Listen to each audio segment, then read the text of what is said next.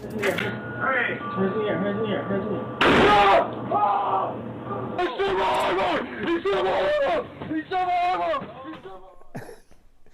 That's what you deserve.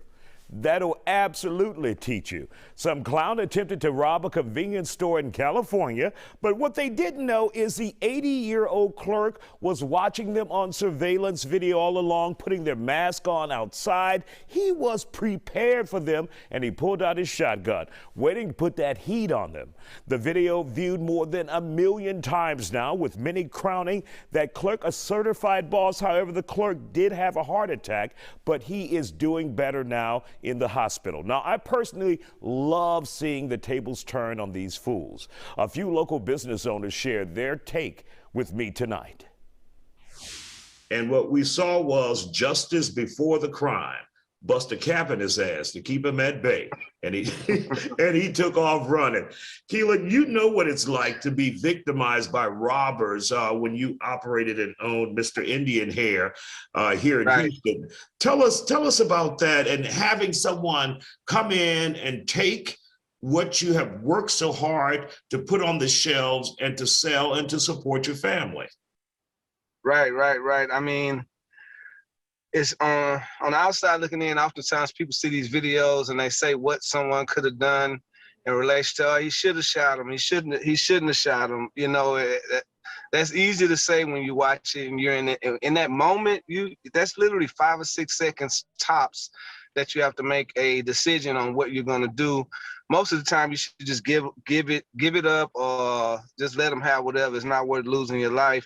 In my situation, they didn't even give me time for that. I mean, they asked for my safe, and they had some misinformation in relation to a safe. But when I couldn't produce a safe for them, and they had my sister at gunpoint actually, and when I attempted to grab the guy who had the gun in my sister's head, one of the guys shot me in the leg.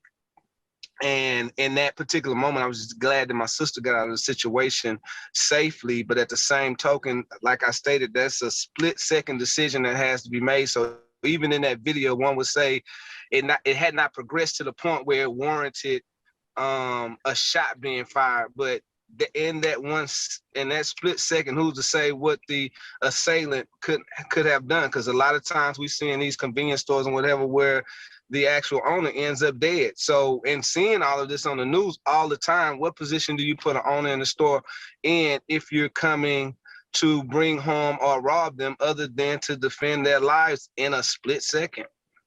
And that is a tough decision. George Abrego, you own HTX Tactical here in the city of Houston, and you're a store owner, but I don't think anybody's gonna try to rob you, a shop full of guns. But is it a tough decision to make, to pull that trigger, George? You teach people how to shoot as well. Right. You know, we you know, my thing is we always support firearm education and training. You got to know your weapon. You got to know how to handle it. You got to know what it's capable of, right? You know, but the thing is, when it comes down to it, we really, you know, we can say we've trained this, I've practiced this scenario in my head, I ran this through my head many times, this, that, but when it comes down to it, we really don't know what's going to happen. Anything can happen last minute when you're under stress. You know, you're so much going through your mind. Just like you said, there was like 4 or 5, 6 seconds at the most that these situations happen. You know, it's just about kind of keeping a steady head, a steady mind frame through it all as best as you can. You know, like me personally, I train, I shoot. You know, probably not as much as I want to. You know, just because being a business owner, we get busy. But you know, But you know, the thing is, when it comes down to it, we don't know how we're going to react, no matter how much we've trained. But you know, we just got to be ready for it and do our best to be ready for those situations.